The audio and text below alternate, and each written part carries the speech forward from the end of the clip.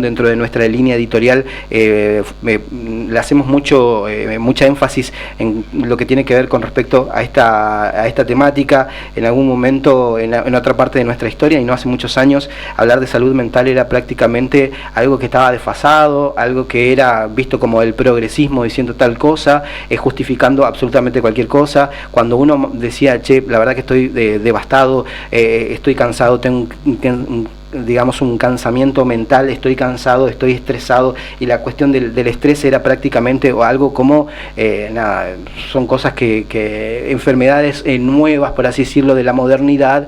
Y cuando alguien digamos recomendaba a otra persona asistir a un psicólogo, por ejemplo, me quiere mandar a loquero prácticamente. Con el tiempo, con el correr de los años, esto, gracias a Dios y gracias a políticas públicas, esa perspectiva se fue modificando, se fue cambiando. Y de este tema vamos a hablar con el licenciado Marcelo Cremis. Él es el director de Salud Mental y Prevención de Adicciones del Ministerio de Desarrollo Humano de Formosa, y tiene la amabilidad de atendernos. Cremis, muy buenos días. Acá Rubén y Magalí los saludamos. Bienvenido. ¿Cómo le va? Muy buenos días para ustedes y para toda la audiencia. Es así, hoy es el Día Mundial de la Salud Mental, ya una fecha instaurada desde el año 1992 por la Federación Mundial de Salud Mental. Y bueno, es una fecha para destacar, como bien decías, la importancia del cuidado de la salud mental. Un tema que te escuchaba atentamente, es cierto, hasta hace no mucho tiempo atrás era un tema tabú, ir a un profesional de salud mental era algo vergonzoso. Y sin embargo, bueno, las nuevas generaciones, sobre todo los adolescentes y los jóvenes, son los que están mucho más abiertos ya a poder hablar de las distintas problemáticas de salud mental que les pueden afectar. Y esto gracias a dos cuestiones muy importantes que se están dando en el mundo. Una, bueno, atravesamos una pandemia que, entre otras cosas, generó una muy fuerte visibilización acerca de la importancia del cuidado de la salud mental. Esto fue un fenómeno mundial, porque todos de alguna manera fuimos afectados, ya sea aquellos que tuvieron que transitar la enfermedad o que sufrieron alguna pérdida de algún ser querido, y bueno, todas las condiciones de cuidado que teníamos que tener para evitar el contagio hasta que aparecieron las vacunas, que exigieron un cambio rotundo en nuestro estilo de vida, en nuestra forma de vincularnos. Y todo eso hizo que la salud mental se pusiera en el tapete como un aspecto muy importante de la salud en general. Y bueno, y este es un factor. Y después, bueno, figuras públicas muy importantes también a nivel mundial, del ámbito del deporte, del ámbito de las distintas artes, que empezaron a manifestarse también acerca de sus dificultades, de sus padeceres a nivel de la salud mental, y eso también generó en los más jóvenes un impacto muy positivo en cuanto a poder hablar, ¿no? Poder expresar como un aspecto más del cuidado de nuestra salud, ¿no? Siempre decimos, bueno, si uno tiene un dolor en la muela, va al odontólogo, y eso no, a nadie lo avergüenza ni lo tiene que pensar mucho. Y así con cualquier otra especialidad de salud. Sin embargo, como bien decías, cuesta todavía generar esta conciencia y sobre todo la naturalización de que uno puede ir a un profesional de salud mental como un recurso más para el autocuidado, ¿no? Muy buenos días, licenciado Marcelo Cremis. De este lado le saluda Magalí. ¿Cómo le va? Bueno, estuve escuchando atentamente lo que usted mencionaba, sí, y haciendo un poco hincapié en esto de que las figuras públicas, ¿no?, que hoy hablan de salud mental, que hoy mencionan que tienen asistencia psicológica, que en su día a día, sí, la salud mental es algo a lo cual se dedican mucho y le dan la importancia, como de igual manera con las otras áreas, ¿no? Pero también, ¿qué pasaba? No hace mucho que transcurrimos por una pandemia, ¿no? Una pandemia que creo yo que también acrecentó mucho cuestiones que tienen que ver con la salud mental. Hubo un incremento de personas que comenzaron a abrirse al campo de la salud mental luego de la pandemia. Sí, indudablemente, eso es un fenómeno, bueno, así como la pandemia, también una pandemia en cuanto a las cuestiones de salud mental, porque a todos nos afectó, de una manera u otra nos afectó anímicamente, a quienes tenían alguna predisposición o algún antecedente previo de alguna problemática de salud mental, mucho más, pero en mayor o menor grado esto nos afectó. Y esto llevó a que el gobierno de la provincia de Formosa, especialmente a partir de la pandemia, incrementara muy fuertemente todos los profesionales y los servicios de salud mental en la red de salud pública a través del Ministerio de Desarrollo Humano, de tal manera que actualmente tenemos en todos los centros de salud de nuestra ciudad, en todos los hospitales de nuestra ciudad, tenemos equipos de salud mental, lo mismo en todos los hospitales distritales del interior provincial, y es una red que está en expansión, porque también a partir de la pandemia se puso en funcionamiento la residencia interdisciplinaria de salud mental, que es un sistema de formación de posgrado de los profesionales. Ustedes saben, las residencias médicas y en este caso las residencias de salud mental, donde se forman médicos, psicólogos, trabajadores sociales y enfermeros en forma conjunta, y que son profesionales que se están formando y que en poco tiempo más van a también volcarse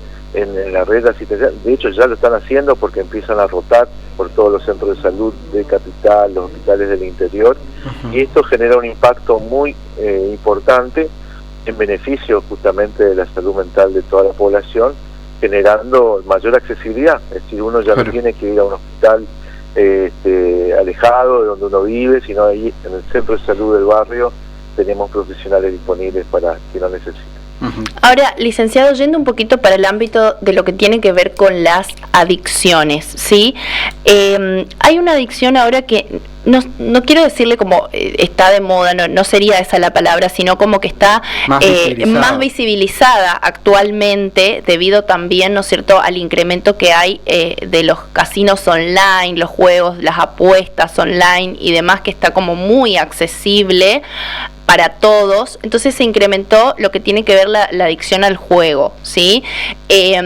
Eso, ¿cómo se trata? ¿Cómo se aborda? ¿Es una temática de la salud mental también? Sí, por supuesto, es un tema que lo trabajamos en forma articulada con el equipo técnico del Instituto de Asistencia Social, del IAS.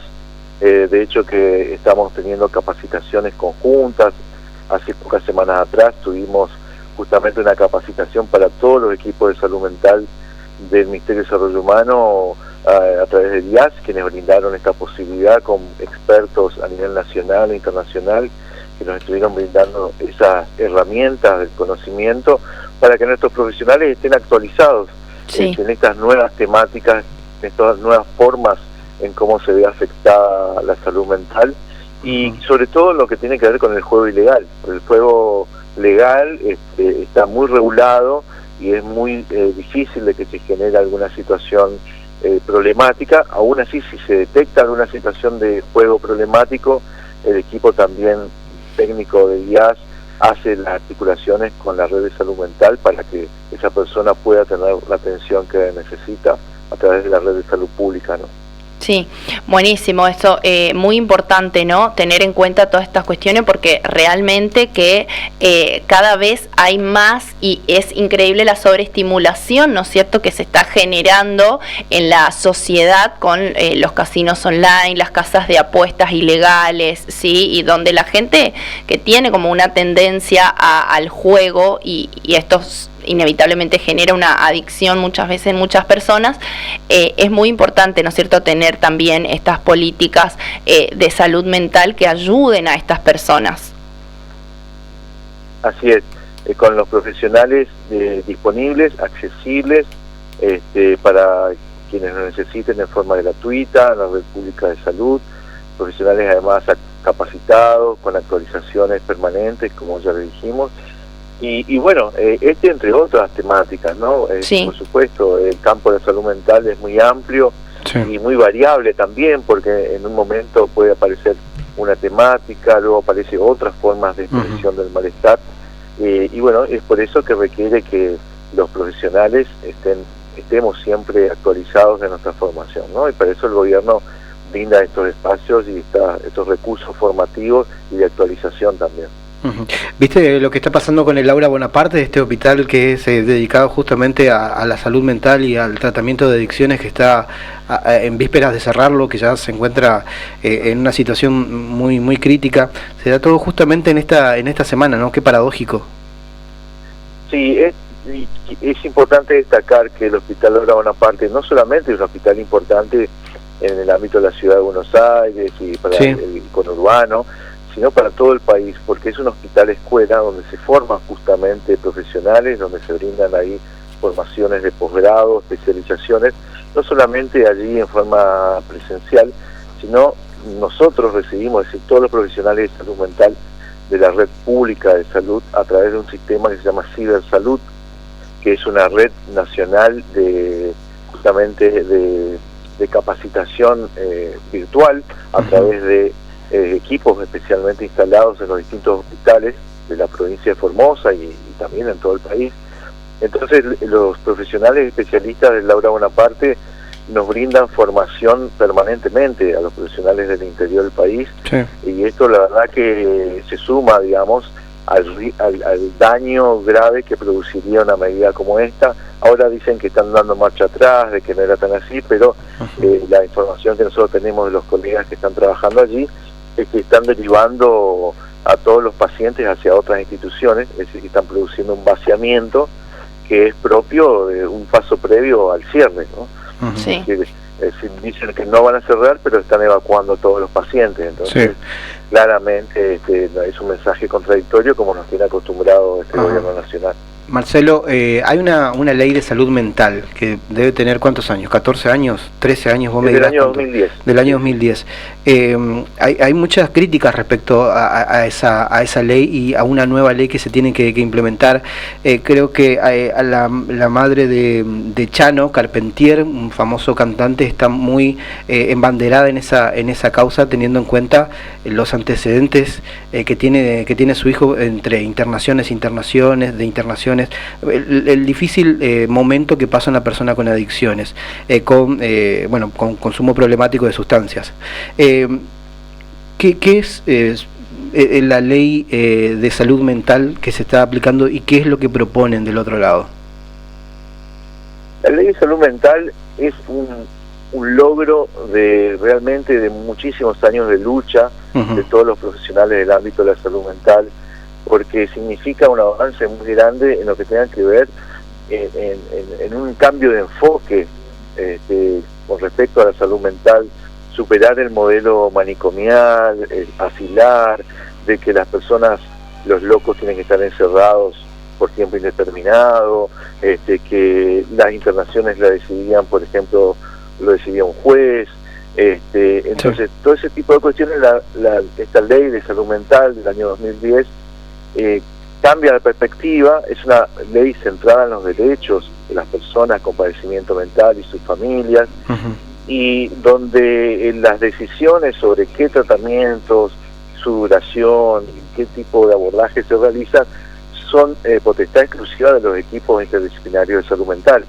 Entonces, la discusión en realidad, y la referencia que hacías a esta persona, es específicamente con relación a las personas con problemáticas de adicciones, que la ley de salud mental equipara lo que son las problemáticas de salud mental, o incluye, digamos, dentro de las problemáticas de salud mental a las adicciones. Es cierto que, y por mi experiencia en mi función anterior a cargo del Instituto IAPA aquí en la provincia, que las situaciones relacionadas con las adicciones y los consumos problemáticos son muy especiales, es decir, y que no siempre pueden ser equiparadas a las problemáticas de salud mental en general. Por eso en Formosa tenemos un organismo específico que se dedica a ese tipo de problemáticas.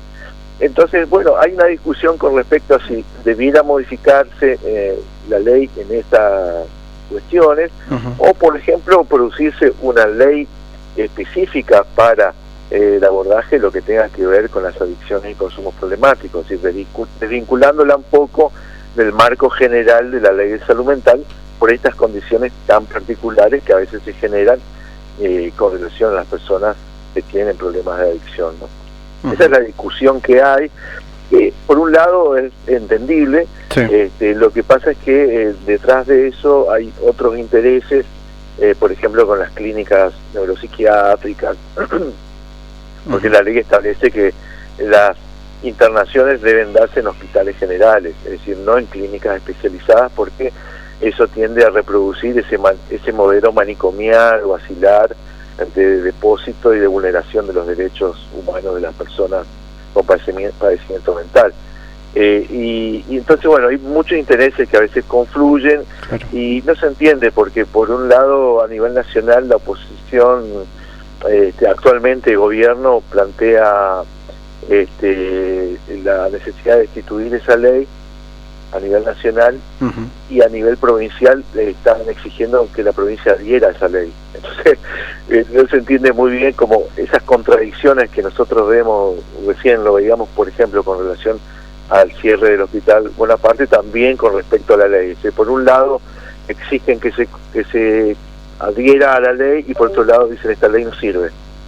Entonces realmente no es una discusión seria, es simplemente un oportunismo político para generar un conflicto, desvirtuar una política pública que, como decía recién, esta ley es producto de el consenso de profesionales muy importantes en nuestro país, va en línea con lo que es la reforma del campo de la salud mental en todo el mundo, y bueno, y lo demás son maniobras políticas oportunistas, y la verdad es muy lamentable porque ponen en juego algo tan sensible como es la salud de la población, ¿no? Claro. Y lo otro también es la cuestión de cuál es la situación del Cedronar en este caso, Cremis. Hay un trabajo muy bueno, interesante entre el Cedronar, que lo maneja el Estado Nacional, y el Instituto IAPA. A nivel nacional, en ese sentido, ¿qué ocurre con ese instituto? A partir de este nuevo gobierno nacional, la Cedronar fue desarticulada. Es decir, sigue funcionando, entre comillas, digamos, de manera formal, pero no en la práctica, porque fue absorbida en la estructura en el Ministerio de Salud, sí, como una dirección más. Es decir, fue degradada de ser una Secretaría de Estado, es decir, con una relación directa de la presidencia hasta el gobierno anterior. Actualmente pasó a ser una dirección dentro del ámbito del Ministerio de Salud, es decir, una degradación muy grande, lo cual genera un detrimento en todas las políticas públicas a nivel nacional en materia de adicciones, ¿no? Cremis, muchísimas gracias, gracias por tu tiempo de poder charlar con nosotros, es muy interesante como siempre, y te esperamos en el piso para explayarnos un poquitito más, y sobre todo el tema de ludopatía infantil. ¿Te parece? Cómo no, cuando gusten. Nos encantaría. Coordinamos entonces una visita al piso y charlamos un poco más largo y tendido. Encantado, cuando gusten. Muchísimas gracias, Cremis, que tengas una buena jornada. Licenciado Marcelo Cremis.